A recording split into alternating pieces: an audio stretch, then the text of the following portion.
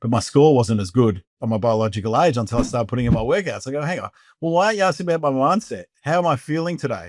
Like that to me is probably the number one precursor for how long a person's going to live. If you're feeling good about life, you're going to be thriving. If you're feeling pretty shitty and down and depressed, it's going to be hard.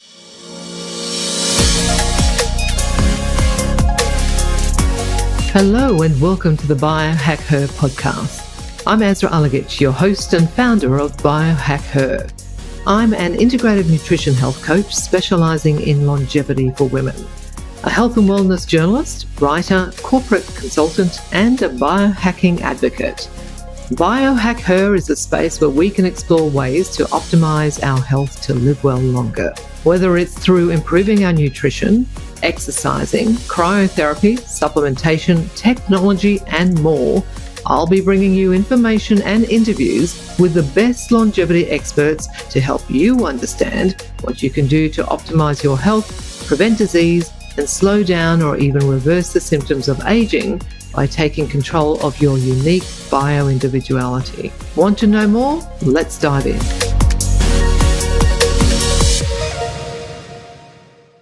Hey, Radek, welcome to the podcast. Thanks for joining us. Oh, thanks for having me, Azra. Hey, I've been watching your career path for some time now, and you're so impressive in everything you've achieved. But you have helped build one of the world's biggest wellness brands, and that was Swisse. But do you think that the industry accidentally is teaching people to buy health instead of building it? I mean, we're both in the biohacking world. And so thinking about the things we need to do as biohackers, do you think that they work well together, or do you think that we're actually teaching people to buy health instead? Look, I think that it's an interesting juxtaposition. I think that health and wealth are intrinsically linked, and making the choice to be healthy through choosing us to supplement daily is taking that moment to consider, your health and prioritizing that. And for me, it's the beginning of educating yourself, beginning of a journey that takes you further in understanding what makes you feel at your best. And so, yeah, that for me, and always supplements on their own, they're not enough. It's got to be the balance of, we had a motto at Swisse. It was always nutrition, mindfulness, and movement were the three pillars, and we'll always express that in every communication to our customer base, and reinforce that they were the necessary pillars to achieve better health. So supplementation on its own, yeah, I don't think that that's the path forward, but it's definitely the first step in opening up a better lifestyle. Yeah. And one of the things that we often discuss in the biohacking space is for longevity, that we need to have a purpose, that's something that keeps us living well for longer. Do you feel that having purpose is what's helped you keep cognitively sharp and achieve the success that you had? 100%. I think I'm blatantly honest. When I finished up at Swisse now over 10 years ago, it was unusual because I really didn't have to work anymore for money. And I'd gone from having debt of $15 million and potentially, 12 months before us selling, going bankrupt, and staring down, having that debt and starting again. And so thinking that, maybe if I get rid of that monkey off my back of financial success, things would be, my purpose would be achieved, and that's everything done, goal ticked. And so I got to the end of the journey. I thought I'll stop for a bit and see how that goes. And it wasn't a particularly healthy place. It's that intention again. So going back to making the right intention, I think that intention of getting up and doing stuff, and having a reason or purpose in why we do what we do. So yeah, doing not much without purpose was not healthy for me, and quickly getting back and doing stuff. And then, to be honest, doing the stuff that perhaps I was a little bit better than most at, rather than the stuff that I didn't know much about. and hadn't built a kind of lifetime of understanding, is probably where I didn't perform so well when I had the opportunity to kind of reset. So it was, it was a great lesson in understanding that purpose is essential, in personal success, and then every business I've been involved with, unless there's been a core purpose as to why we do what we do, it hasn't been a very successful business. What were the key things or the key changes that you saw happen for you personally as a result of thinking, "Oh, you can take the foot off the pedal. I've done it. I've made it now. I don't need to do anything anymore." I think you exactly do that. You make poorer choices about food, lifestyle, exercise. The structure. We are creatures of habit, and whilst it's important we continue to change and bring resilience by doing things that test us, along the way. Having kind of a formula that you're repeating and getting better at each day, like we might go through in gym work or any kind of fitness work, in a kind of intellectual way, but the same happens emotionally. And so I found that I just became more lax with everything in my life, and that in turn became probably more stressful, than anything I'd done, because I was kind of knew what was going on and knew the difference between the Radek in form and the Radek out of form, and going, oh, hang on, I'm sort of falling away here, and this is not kind of sustainable, and my ability to kind of cognitize, and deal with challenges, even though there was less stress around me, what was nowhere nearly as sharp and as driven as what I was, and I probably needed to swing the pendulum somewhere in the middle, because I'd gone from 3 weeks on an aeroplane every month, and working essentially 7 days a week for a number of years. Well, yeah, yeah, and so that was unsustainable, and probably too far the other way. So I probably needed to completely stop to kind of get a sense of, well, what's the right rhythm for me, and even then, I'd kind of probably only the last kind of 3 or 4 years I've really got into a rhythm that's been, I feel like, the right level of sustainable, um, growth, personal passion, and purpose, and a good mix of things that test me. Yeah, I find human behavior interesting because this is all you've gone through all that despite the fact that you have a strong family background. Both your parents were in health as well. Your father was really, I suppose, he's identified as being the godfather of functional medicine, really. And so that influence would have rubbed off on you, I'm assuming, throughout your whole life. And yet, despite that, we still tend to fall back into certain patterns of behavior, or new patterns of behavior, regardless of how well informed we might be or how well aware we can be. Yeah, that's right, and I think, that's why it's important to just listen to that inner voice, listen to our intuition, and when things flow, and going back to the times in your life when you felt most at ease or most comfortable with that kind of nice balance of less stress, but enough stress to keep you focused. A good stress, as my business partner in commune, he wrote a book about this. A good level of stress, where he opens with his talk with someone that's overweight, and talking about, diabetes and obesity being the biggest, health issue, modern humanity faces. And this good level of stress where we are getting up and doing, and getting on with things, and that's Jeff Krasno. I should mention his name when I talk about his book. But yeah, it is something we've come to learn, that having purpose, having a good level of stress, having things that challenge us, test us, um, doing things that we're not comfortable in, but not too uncomfortable, but not comfortable, and stretching ourselves and becoming better, is definitely, something that it enables us to thrive, and part of that is community too, and connection, and having conversation with people that challenge you, and bring out the better in you, and you think of those relationships in your life where we've all had, a bad partner, or bad boyfriend, girlfriend, husband, wife, and we don't find out about what everyone thought around you until afterwards. And you bring out the worst in each other, and you probably be much better. You will be much better off with someone else. It's just not the right balance of friction between the two of you. And the best, most rewarding relationships where you can have open, honest conversations and you can test each other and you don't just sit and pat each other on the back like maybe ChatGPT does a little bit too much. But we test each other and we say, hey, you could have been a bit better than what you were today, or could have treated me with, a little bit more respect and so forth. And these are really important conversations that we need to have, and that we're getting less comfortable with. I'm running into too many people these days, and that's why I mentioned chat, that they're working through their problems through ChatGPT. And whilst it's interesting, exactly, they're having full conversations at the cafe with their phone. I'm like, oh my. Like, this is just an extension of what happened with social media, which was the first experiment of AI that kind of has obviously gone a bit wonky, and now they're putting in regulation. But, I dread to think what this next wave will be like.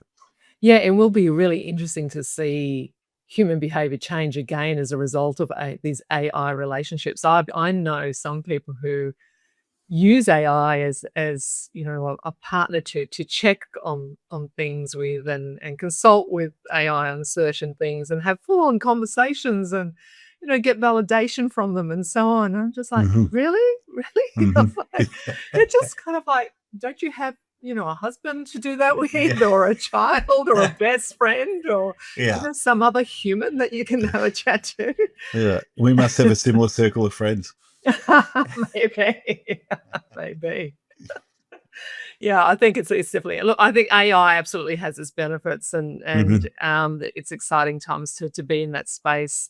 But you're right, having seen what's happened with social media, and some of the health issues that's caused, and particularly cognitively, I think, as well. It will be interesting to see how AI impacts human health moving forward. And for me personally, one of the things that I'm very conscious of is not leaning on it too much, because I want to keep my smarts, right? Mm. I Yeah. don't want to lose my ability to have creative thinking, and to be able to think on my feet, as opposed to just asking AI all the time, do this, or something that I used to do, and asking AI to do it instead. Yeah, it's definitely made my relationship with my wife a whole lot better, because she doesn't have to check over an email that I might be writing and going, "What do you think of this? Is my grammar okay?" And so forth. So she's great in that way. And yeah, I think that attention span and our ability to kind of persist with challenging tasks is going to be tested. We see it with social media, how people now watch TV with two screens, and kind of don't focus on one or the other too deeply. And so that ability to deeply focus, deeply get connected with something, or even just switch off, is becoming more and more challenging. And these devices, or or software, whatever you wish to call it, they're in place to distract us, to get our attention. And our attention is so important. Our attention on our consciousness is kind of the priority that we need to have in control. And I'm just not sure education systems are equipped enough to kind of deal with this change, and help people understand that, a sense of self and our connection to that is probably the number one, and then everything else kind of falls into place. Yeah, that's a really great segue into whether you think that wellness is truly evidence-based, and how much of it is just brilliant storytelling. I know you've done some really great marketing, for instance, with I'm reading your book at the moment. I'm finding Thank it you. fascinating. It's very informative and educational for me on what I'm currently working on at the moment. So thank you Mm, for your guidance on that. yeah. But do you think that there is an aspect of that? Definitely, storytelling is really important. And I came from cinema, where I'd worked at 10 years at Village Roadshow before I came back to health. My father, as you rightly pointed out, he's a professor of surgery that was talking about meditation and diet causing disease back in the 70s, and very frustrated doctor at that. So I grew up in the 70s and 80s, and he'd come home, and the 90s, and come home and lecture me on the importance of all of the nutrition, and mindset and meditation, and all these wacky creative things like yoga, and Japanese ink brush painting, and how important they were for your state of mind. because not many others were listening to him. And then 20 years later, his work did get published, and now hundreds of pieces of research have been published by him and led. So, great to see his vindication. But what I saw was that, through that time, the industry really struggled to tell its story as to why it was important. So, in cinema and film, I had people asking me about what movies were coming out next, and who was in them, and how the world's changed, because it's probably not as relevant now. But every week we had new products, new stories to tell, new exciting marketing material. And so that, to me, when I came into supplement, was just severely lacking. It was just about IBS, irritable bowel syndrome, or UTIs, urinary tract infections, and everyone was too embarrassed to talk about it because they were worried about you asking too many questions about things that are personal in health. And so we rode this wave of change, and yes, big part of that was storytelling, creating aspiration around health, which now I think naturally plays into the space. It's the last thing we can still boast about, the next biohacking thing we're doing, or the gym work, or the marathon we're preparing for. We can't really boast about anything else in life.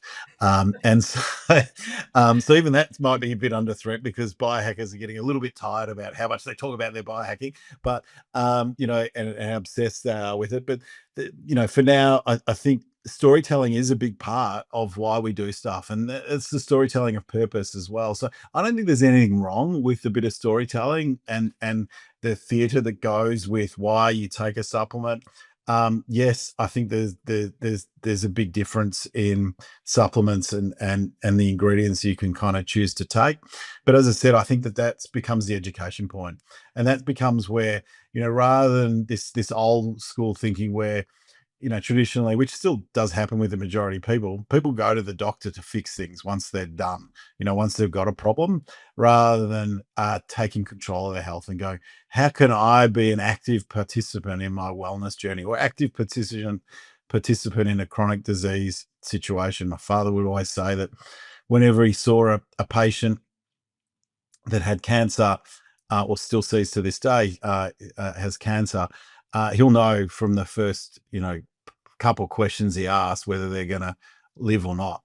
And the difference is that they respond with, what can I do that I've been, do right, and what can I undo that I was doing wrong? And they're committed to, rather than, oh, I don't know if I can give up the bottle of wine I'm drinking every night. I don't know if I could stop smoking, doctor. And these are real conversations, and so, and my father would say that, you could just tell that people just want to die. Yeah. And they're not aware of it. They're not consciously aware that that's what's going on, but they're choosing this kind of unhealthy lifestyle that goes back to purpose, and why, and how we invigorate ourselves. But, these people that end up with chronic conditions, not in all cases, but in a lot of cases, there's an attitude of, well, I don't control this. This is outside of my capabilities, and it's a complete disconnection with one's mindset. So yeah, so I think, answering that in a long way, I think, yes, there is a lot of storytelling, and yes, there's some big differences between supplements, but it does cause people to become more educated. And if you do become more educated, you can find the right nutrition for yourself. Yeah, well, the storytelling helps to break down the science, doesn't it? And make it more attainable, and make it more achievable for people to be able to really start to understand the benefits of what supplements can do for the body and for their health, in the short term and the long term, I suppose. You touched a little bit already on stress, and I'm curious to know whether you think that the wellness world is too obsessed with nutrition, and not focused enough on nervous system regulation. I know you're a huge advocate of meditation as an example. What are your thoughts? Yeah, I think that I just don't understand how people can disassociate how we feel, our levels of stress, with our levels of wellness, and our capability to live longer. You just can't outsource your nervous system. It needs to be, you need to be in check with it, in tune with it, and work on it all the time. Like every other muscle in our body, you need to take time to allow our senses to recover. And as I go back to, we've got so much distraction. We've all got these mobile phones that, are with us 24/7. And then we have these kind of sayings like we want to find work-life balance. I just laugh at people that say that. It's work-life integration. I'm sorry. You need to integrate the work you do with your lifestyle and purpose, because you cannot go to work and then go home and not think about it. And so to pretend you're going to go into this robot mode where, oh, I'm going to deal with work issues at work, and then I'm going to deal with my life outside of that and completely disassociate the two and have no interruption, and how dare anything, trip over the other. You're just going to be in a constant battle with yourself, trying to kind of manage this sense of something that's unachievable. So it's acceptance that the goal is the actual journey in our life, and how we feel about what we're doing and going about it is where we've got to seek most joy from. And so this connection with stress and our health.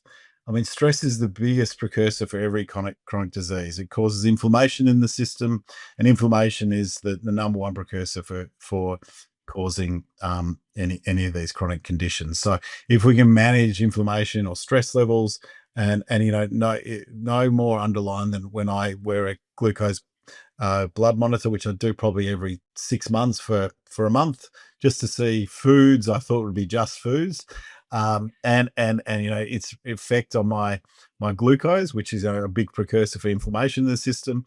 And the number one precursor was stress. I'd go back and go, what did I eat? Like, did I have like a too many glasses of wine? No, it was a heavy conversation or a stressful situation that my body was kind of recouping from, and increasing my insulin levels as a result. So incredible. Yeah. For me, whenever I've worn a continuous glucose monitor, one of the things that really surprised me was pasta spiked my glucose through the roof, particularly gnocchi. Interesting. And something Mm. that I thought would not spike Mm. my glucose, but it's certainly Gnocchi. worthwhile. Wow. Gnocchi, I know, and I love gnocchi. Cool thing. Not I can do far, it just maybe. before a mega workout then, hey? Yeah, maybe. Maybe it's the way to manage it. I mean, we're talking about essentially what are wearables, and they do promise some great insight, but are they creating a generation that's outsourcing intuition to algorithms? I mean, you've touched on a little bit there in what you've just said, but if just to expand on that a little bit more, and looking at the broader spectrum of all the different wearables that are now available in the market, and probably will continue to increase as well. What are your thoughts? Well, look, you're talking to a person that, because I grew up with, my mum's a medical scientist, dad a professor, so talking about health every day was a pandemic in our house. We'd talk about health and the importance of health all the time.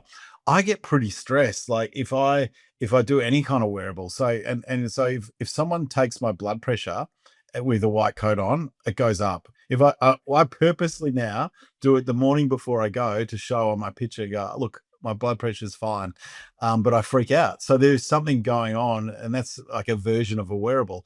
And so yeah, I wear my Aura ring, and I've got one here in front of me, but it's it's on the side, and I'll wear it for 4 weeks every 3 months. And interestingly, the first couple of days I go brilliantly, and then I start thinking about it too much. My sleep goes off, and I worry. I wake up and go, oh no, I'm not going to have the measure of the number that I want to get to, and it starts distracting. Actually, the point of being well is not having to worry about another thing. Yeah. It's still worry, but not another thing on top of the other things, and gamifying your health. Like, and that's for me. Not everyone is triggered like I'm triggered and gone through my experiences. I've got a Whoop as well, and again I got a perfect sleep the first couple nights, and then it just started to deteriorate. I had one bad night.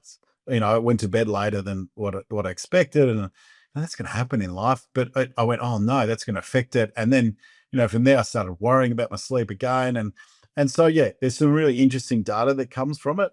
And measuring things like HRV is definitely very interesting, and seeing what triggers it and so forth. But I find that it's something that I dip in and out of, and do a bit of a a self health check. It's not It's like not going to see a doctor every day, or go and see one every 6 months for a full health checkup, or every 12 months. Like you will find something that the body might naturally deal with, and so you might create stress that you don't need to have for yourself, because our body is a pretty amazing organism.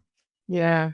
It's interesting that you say that because I think biohacking has now kind of become a bit of a status symbol and you had the Wanderlust Summit, which I had the honor of speaking at recently and it's happening again this year. But do you think that this focus on health optimization has become a form of modern anxiety, that it is potentially causing people to be more anxious than what they were prior to this focus on health optimization and leveraging wearables? I definitely think it's a threat and it needs to be thought about, but it can be very complementary too if it's done in the right way, and if it's done with with some kind of positive group dynamics, or a part of a kind of overall program that might be measuring other things. That was one thing that annoyed me about the Whoop, compared to the Cora, is that the Aura, sorry, is that it did the Whoop didn't rate meditation. So it's got this great AI tool, and I started saying, "Can you? I've meditated twice today for 30 minutes, twice, and why isn't that increasing my sleep score?" And it said, "Oh, it's not relevant." But I was like, "Hang on, whilst it's good for you, it's not relevant in terms of your sleep score." I was like, "Whoa!" There's a whole lot of research that underlines that meditations help with our brainwave, our capacity to cope and do more, and rest. And if you look at all the blue zones, most of these blue zones have some form of meditation going on, or an afternoon siesta happening, and going slow.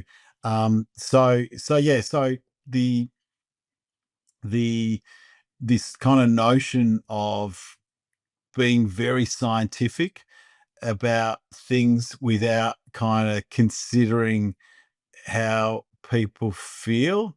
Like, I think that there's the first when you're required to put in a I didn't put in my workouts on the Whoop either, and I generally don't, because then I mean I've got to look at my phone, but my score wasn't as good on my biological age until I started putting in my workouts. I go, hang on, Yeah. well, why aren't you asking about my mindset? How am I feeling today?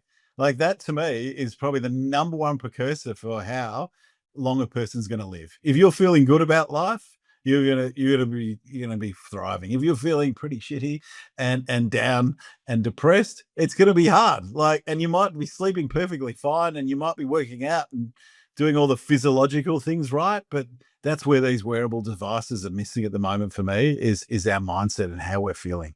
Yeah, spot on. I completely agree with you because you touched on the fact that your father said that he knows within minutes of speaking to a patient as to whether they're going to survive their cancer or not. And I've spoken to other doctors who said the same thing, that they know the minute that they speak to that patient, they know whether they're going to survive their cancer purely because of the mindset, purely because of whether, what their focus is on. And if you've got a negative mindset, or if you've got a pessimistic mindset or a victim mindset, then they're going to be less likely to be able to survive what the challenges are that they have ahead. So I think it's really interesting that we're not seeing that come through in our wearables. And I've got a Whoop and I do wear that. And Mm, like mm, you said as well, I know quite a few people who have started wearing a Whoop and started monitoring their sleep and even not being able to sleep as a result because they were so stressed about their sleep scores. So you're not yeah. alone there.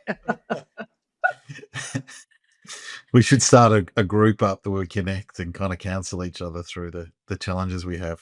Yeah, definitely. Well, you've lived extreme business success and on a huge scale, like I don't know, it's kind of mind blowing, really, the success that you've had. Do you think that that scale itself is anti longevity? I mean, you touch on the fact that you were living quite a stressed life. You're on a plane for 3 weeks out of every month. Does that all come at the cost of sleep, at relationships, of stress resilience, of trying to find the quiet space on a day, in your day to be able to rebalance a little bit and feel like you're going a little bit woosah, so that you can Yeah. chill out a bit? Yeah, I think the most important thing to do, if you're ever attempting to do something as extreme as uh, grow a business and start it and grow it and drive it as a leader in it, I think it needs to be treated as seriously as becoming an Olympic athlete. And so, everyone has the opportunity to be a 100-meter runner, and we find out pretty quickly whether we're up for that or not, because everyone runs, and we've got talent in that space, and so. And that person who might run a bit faster than everyone else then makes a choice that, okay, I want to be the best of the world at this. I need to make lifestyle changes to support that, and so that comes with sacrifice, and it comes with big change, and it becomes with everyone around them knowing them that's the priority for them. And so my period in running Swisse, and it, even today in working with the various businesses, there'll be periods where I need to step in as a CEO, to lead one or three of the operating businesses we have in the wellness space, because I have skills that can step in. And when I'm doing that, I talk with my wife, and anyone should be speaking with their partner, or anyone that's living closely with them, and it should be that same permission that I now need to get pretty serious about this and become elite about it, and make sacrifices. They're different to what say a sports person would make, but they are sacrifices that are equal to, in level and commitment. Because if you want to be elite at anything, you need to accept that you're going to have some imbalance, to make up that for that time that requires your focus and the level of discipline that enables you to create a successful business like Swisse became, and still is to this day, which we're very proud of. And then the businesses we're involved with today, all growing over 50%. I have to make an active choice and I'll do it for a period of time, and constantly communicate with my partner that is this okay, and talk it through with my daughter as well. And you're bringing everyone along for that journey. And that's the biggest mistake, I find that executives make, is they don't talk to their family and those around them about the commitment that what they're trying to do. If they want to be extraordinarily successful, it requires that of a level of a professional athlete, and choices that are geared around supporting them being, bringing their absolute elite best to the workplace every day. And so that commitment, it was something that was very clear at the time when I was leading Swisse. And yes, it was out of balance, but the things I could control, my circle of influence, I'd always go out for a walk with my wife every day of the week, first thing in the morning. So she got my best, clear head, and good conversation. I'd always work out with a few people from our team, and do it as a group. And then I would always go for a coffee, or a cup of tea, sharing that with someone. I even got a cup of tea with us today. But you should never have one without having someone there to vent with and talk through your challenges and whatever's going on.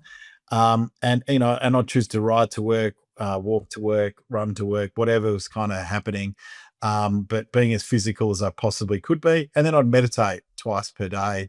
And that was the absolute rule. And I'd do that in quite I'd do the first one in the morning, obviously quite privately, but in the afternoon, I'd have a window in my office that everyone could see me, and I'd sit on the couch and meditate towards the end of the day. So generally about 5-6 o'clock at night as the day's ending. So then I'm better again for my partner when I got home, and in a better space, and recognizing that there was, whilst work-life integration was very present, but I was, integrating back into personal life, and kind of giving myself a runway to kind of ease into being in a better state by the time I got home. So just that thought and that consideration, and being conscious of oneself is so important, and accepting that it's, you cannot do these extreme things without being quite extreme in with your life, and you can't pull it all off, and you need a very supportive group around you to enable you to do that. And you hear of every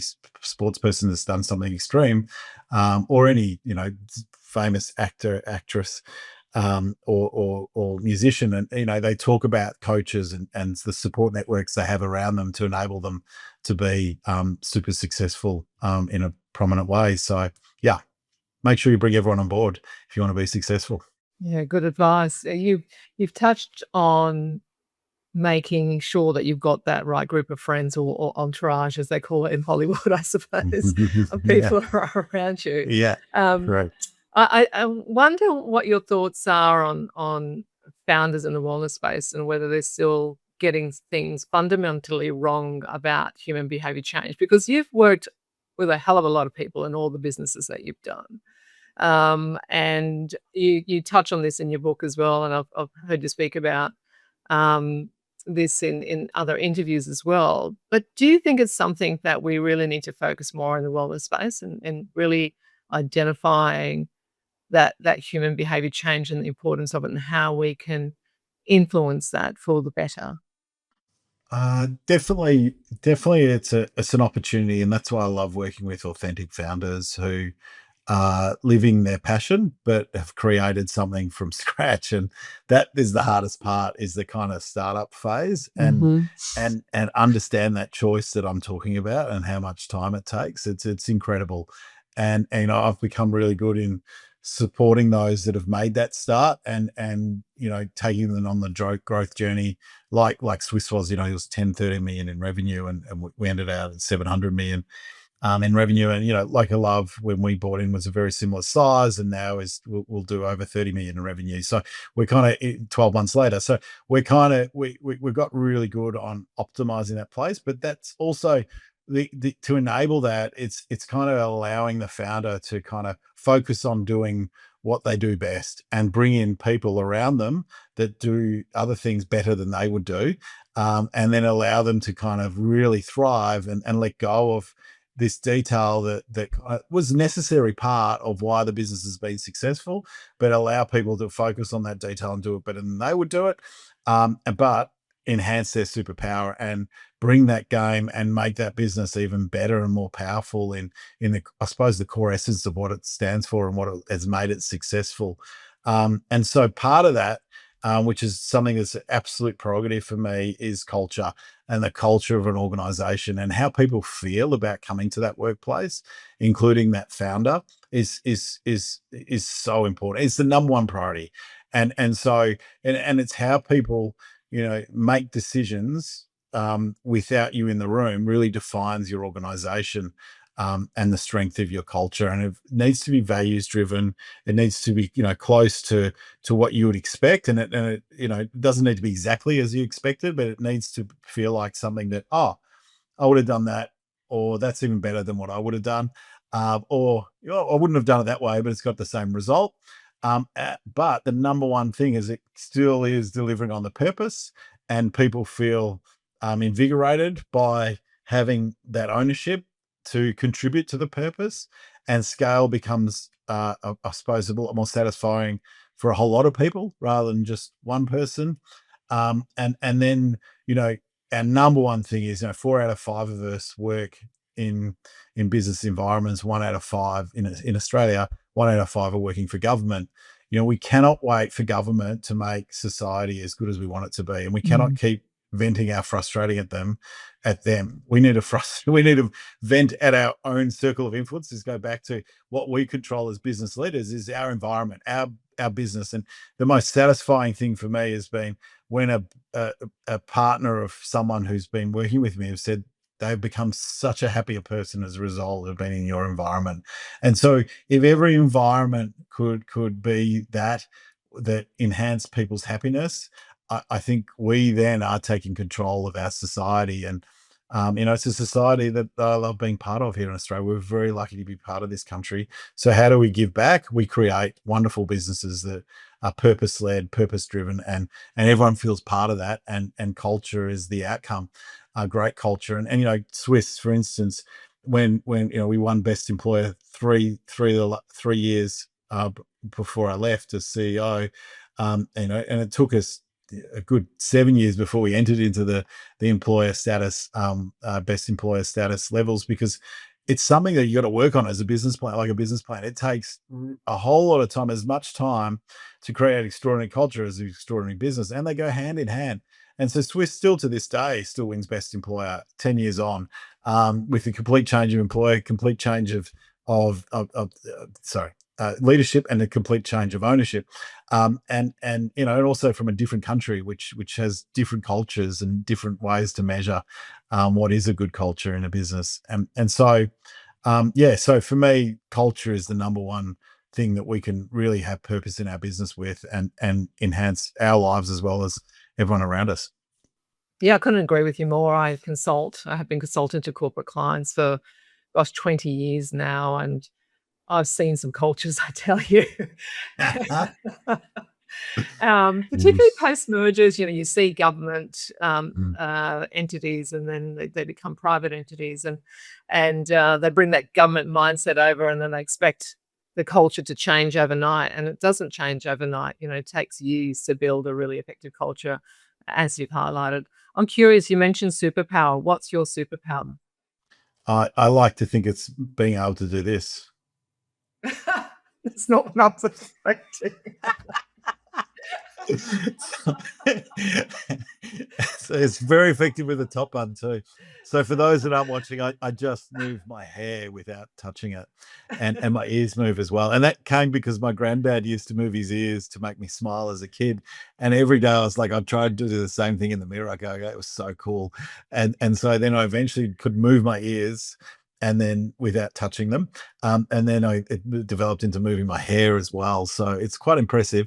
And it shows that if you kind of have the basis of being able to do something and keep refining it, can become a superpower power. But in more kind of relevant terms, the superpower for me is kind of is understanding that people should play in their positions and do what they do. There's that word aces in places, and making sure that you organize people in doing what they do best. And so if you think again of every great sporting team or even an orchestra, you don't have the violinist playing the drums. If someone's good at violin, they go and play violin. And that's how you become world best at doing that, because you're part in that team. You're the violinist, and then they've got the world best drummer playing with that violinist, and they work best together by orchestrating together, and rather than trying to be everything and trying to do it all. And so understanding that and getting people organized in a system and process that replicates greatness, and then going back on kind of what's been done, what could have been done better, and having that permission to talk about what could be done better. Again, all of these, when I talk about an orchestra, they have a conductor. They give critique there and then on, hang on, I need you to time your run then. That wasn't right. Let's stop while they're rehearsing. And there's no arguments about that. Yes, people might get passionate, but if someone storms out and it's dysfunctional, the performance isn't going to go ahead that night, is it? But if it's in flow and there's good hard conversation, this is what's missing in workplaces. We don't have this permission to say, hey, it's okay to talk about this and what went wrong and how we're going to improve it. And so just giving this sense of comfort and understanding that it's okay to talk about that, and having a vision and setting this vision of where we're going and kind of the purpose of it, why we need to do what we're doing, and why it's okay for it to be a bit hard occasionally, and the wrestle that gets us to a better place, and more functional. I think that these are all things that I comfortably play in, and love to kind of um, give others the confidence that that's the right way of doing things, that it's okay to have hard conversations as long as it's done with a bit of humor and a bit of joy, and most importantly, respect and compassion. You can have good conversations about what needs to improve, and that be more rewarding than just saying, oh, that was, and it's more rewarding, but it's doesn't make it any less important, and reminding people when they are doing a good job, they're doing a good job. But sometimes working through a constructive situation, in most cases, is even more rewarding than being told you're doing a good job. It's actually, creating a new level of capability, or understanding that, hey, I'm really good at this, so I should practice what I'm really good at and not get distracted by things that I'm not so good at. And that can be a great reminder too. Yeah, definitely. I think Brené Brown describes it as having courageous conversations, because some people find having the difficult conversations as being confrontational. And I see that a lot, and again, in the corporate sector. And I'm often having to coach my teams that just because you have to have a difficult conversation doesn't mean that it necessarily has to be confrontational. Mm. You can have that conversation in a way that can still engage that person and still ensure that you're getting the outcomes that you want. I just want to circle back to biohacking because it's a space that you and I are both very much in at the moment, and particularly with Wonderlust. We often hear in the biohacking world that sleep, sunlight, strength, and emotional regulation, as we've discussed today, is what's really key to longevity. But do you think that the wellness industry is making things feel more complicated, and is it continuing to do so? Or do you think that we need to really pare things back and keep things basic? I think for some, definitely. And that's why we're all quite unique. We need to choose the wellness path that works for us. Like, I'll talk to people that, and, I was like this until I found the right form of meditation. They're like, I just can't do meditation. I go, so what do you do for yourself? How do you kind of take time out and give your mind a rest? Oh, I go for a run and that clears my head. I go, well, do you do that every day? Oh, yeah, yeah, I do. And what do you mean by clearing your head? Are you kind of you're feeling less stressed as a result, and so these become traits of what a good meditation is. And so we don't need to necessarily do things in a certain way. We've got to find what really works for our bodies, our mindset, and what gives us the capability to switch off, to listen to one's own rhythm.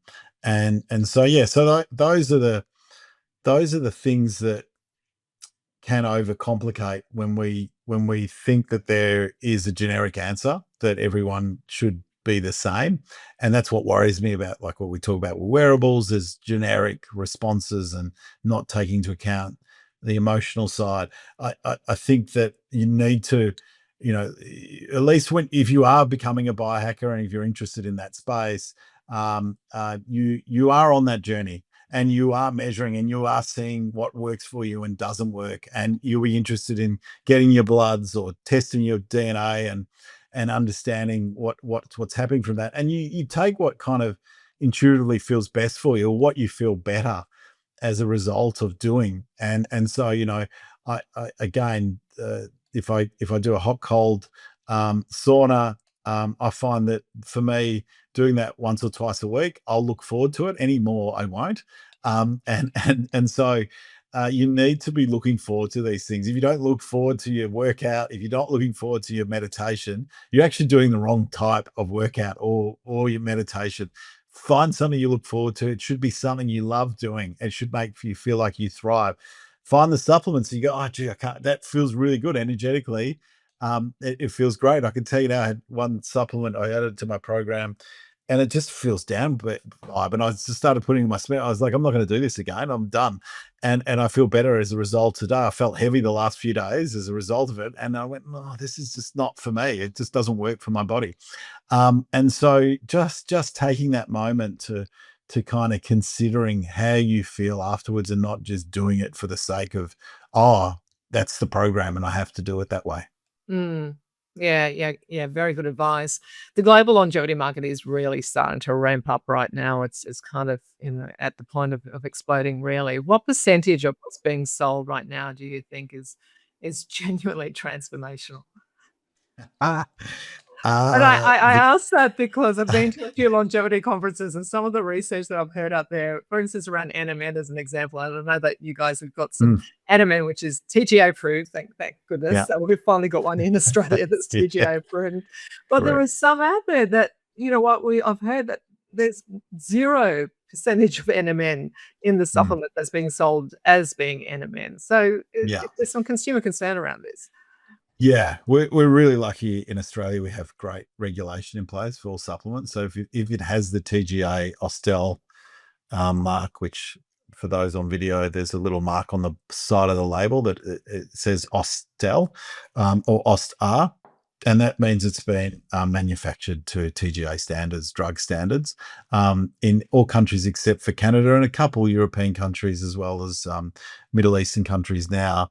Australia was the first to have this gold standard of food supplements being managed to a drug manufactured to a drug level.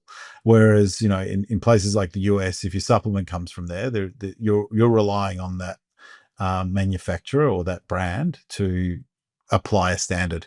There isn't a regular audit in place. There isn't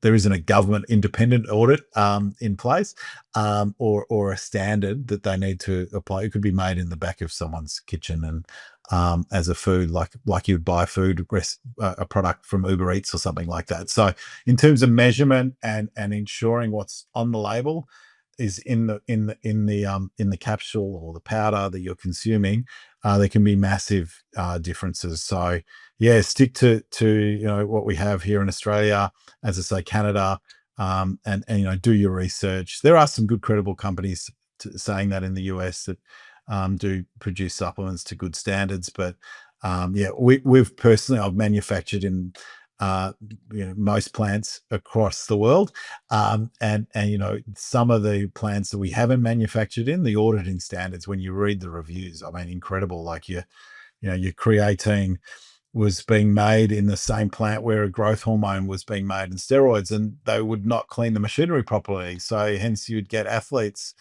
ending up with unusual readings as a result of taking a creatine that they thought was clean. And so, you'd see this in audit time and time again where, issues would happen. So yeah, there's a lot of cowboys, but like every industry, there are cowboys in every industry. And even those here in Australia, not every supplement is great, because there are people who cut corners on the quality of ingredients they choose, and even work with manufacturers and might get a pass an audit, but day to day aren't really manufacturing to the best standards. And then there's this kind of fads that come and go, and a lot of those you get a sense of them pretty quickly, and yeah, they kind of don't stay around or resonate, or people aren't noticing major differences. But it's amazing how more frequently those fads come through. And I get often asked about various products, methods, so forth, and I'll do some investigation, learn some more about. But I always just ask the question: how do you feel as a result of taking the product? And are you really noticing the difference? Have you checked your blood markers, all those things, and is it doing something better for you? And that just goes back to this consciousness and understanding that there's the effect of the placebo, but there's also a whole lot of measures you can take into account emotionally, intellectually, digitally, and even just your capacity to do more as a result of choosing a certain way. I've found LED lighting amazing for me, and so I'm committed to doing that twice a day, 15 minutes. I just apply it directly to my knees, my hips, and my shoulders, and I find that amazing. And my doctor laughed at me. He goes, "Oh, you're getting a nice peripheral nerve changes," and well, that's enough for me. That's great. I need a 1 or 2% change, and I feel really good about it. And the warmth prior to bed on my lower back is great. I sleep better. So that 1% or 2% is enough for me. Whilst my doctor does a PRP injected in or something like that for me, that he finds far more satisfying. And I'll probably get about the same result out of both. Yeah, you're right. We certainly need to be listening to our bodies more. For me, PEMF mat at night time before I go to bed. Love it. Sit on it every night, and it's got the heat, and it's so good. What do you think are the fads? You mentioned fads, that you're seeing some fads come through. What do you think of fads? I want to know. I hate to say though.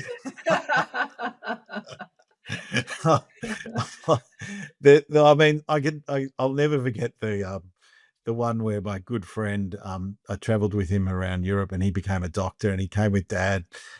He came over and he said, "Oh, can I sit in with your dad?" He's Austrian fella. "Can I sit in with your dad and see some patients with him?" I said, "When I come over and visit." I said, "Yeah, of course." I'll ask dad, and his dad was very open and generous about it. And he said he'd seen so many different fads from the patients that came in, and the one that really struck him was the person who brought in a plastic urine sample bottle and started drinking the urine in that conversation. It was big, the whole drink your own thing and doing that as a cleanse. So it's not Dude, unusual. So there you go. There's an extreme one for you. You wanted to hear. But no, I want to yes. hear, but that's certainly not a fad that I'm signing up for. That's seriously I'm sorry. gross. Yeah. It makes Oh me my. gagged at thinking about it. Gosh. So the poor fella came back, and I'd actually heard about that method or treatment protocol before, and yeah, it's pretty unusual. Yeah, and then some. My poor father. He said that's just a standard day for him. Oh, I'd love to sit Yeah. down over a dinner with your dad and really pick his brains and listen to his stories. I'm sure he's got something to Oh tell. yeah, it's great. So the future, do you think that the future of longevity is going to be won by A, technology, B, biology, or C, culture, or something else? Gee, I think that something that captures all those buckets, and even just in this conversation, some of the things we've been working on, it just was a great reminder to say, don't do what everyone else is doing. Find out how you can tap into that emotional side Yeah. and really measure that. I think there's a real opportunity in combining them all. Yeah, definitely. What's next for you? Are you planning on retiring anytime soon? It doesn't sound like it. I think you tried that once already, didn't you? Yeah, I've tried that. Didn't work out for me. So my father still sees patients. He's 85. So I think Love I've that. it's in the blood. And what better place for him to be than in a medical center each day anyway. So he's wrapped. And we're happy too. And so yeah, so I think doing stuff with purpose and being involved in wellness, and try to also bring impact to with financial wealth, and so I created and founded one of Australia's largest, well, it is Australia's largest impact fund. Did affordable housing, solar, disability housing, and just trying to make a difference with showing that money can have purpose and service society in a positive way, and getting people to invest with that mindset. I sold out of that business recently. It was a great journey. And doing more of that in kind of combining community work into the kind of capital and wellness space in what we do, and understanding they're interrelated. I spend almost half my time on community work and giving back and making sure I'm involved in it, not being just financial benefit in there, supporting those organizations and individuals, and them supporting me and mentoring me as much as I might mentor back, in what it takes to really make a difference in people's lives. Beautiful. If you were launching Swisse in 2026, what would you do that's completely different knowing what you know now? Whew. Well, there was a whole lot of projects that I wanted to do while I was there, but they were kind of a little bit out of the scope of capability. So, DNA and kind of nutrition and kind of bloods, that's now becoming a little bit easier for markets to do. So I think there's a good opportunity to kind of combine all of those things, and also organic foods and kind of providing a good safe space for an organic brand that goes across many categories, and doing it in an affordable way, but also sustainable way. So a real focus on regenerative farming and so forth. So I think that supply chain and kind of bringing that to life a whole lot more would really excite me. Yeah, great. Final question for you. I ask everyone this. What does it mean to you to live well longer? I think it's just being happy, that those moments where I actually had it yesterday, where when the ceasefire happened, and I just things the weight that came off my shoulders of, gee, we might be seeing a little bit of certainty in a time of great uncertainty, was just noticing how much that had kind of bared on me as something that was out of my control, but was stressing me out. So appreciating the society we live in and how good we've got it, and trying to capture those moments when we do have those lifts, and go, well, let's stretch those out and remind ourselves of that when we do get down on something. with the perspective of everything else that's going on in life, trying to, increase that muscle of capacity to cope, and having, not being so surprised when things go wrong, and accepting that that's part of growth in life, and leaning into that going wrong and going, well, maybe I'm going to get something from this, and it's not going to be all bad, and always look back at when those things happen, how much better a person I've become as a result of that. Just going, I know it's always a constant battle, because you always still get shocked by when things go wrong, even though when you're saying, hey, you shouldn't be shocked. But just keeping that back in and saying, I can be a better person, a bit more even, and consistent. So yeah, that's what we're hoping for. Fabulous. Beautiful. Look, it has been an absolute delight and a fun chat too to connect with you today. I think we've met some good laughs. So, hey, it's Radek, been thank fun. you so much for joining me today. I really, truly appreciate it. Thank you. Such a pleasure, and thanks for all the great work you're doing. Well, that's a wrap for today's podcast. Thank you for tuning in. And if you'd like to learn more about biohacking, go ahead and sign up on my website at www.biohack-her.com to get a free copy of my 5 top biohacks to get you kick-started. While you're there, you can also check out my blog page for more tips on biohacking. If you'd like to subscribe to this podcast, you can do so on Apple, Spotify, and Google Play. Let us know if there's anyone you'd like us to talk to in particular, and we'll endeavour to get them on the podcast. Until next time, remember to live well longer.